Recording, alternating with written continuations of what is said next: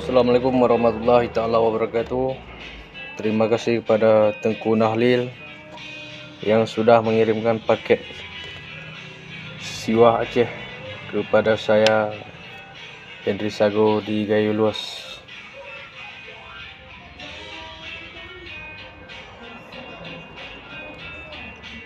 Siwah Aceh Utara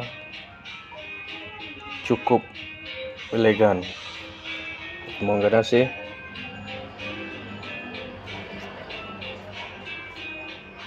Sudah mengirimkan siwahnya kepada saya.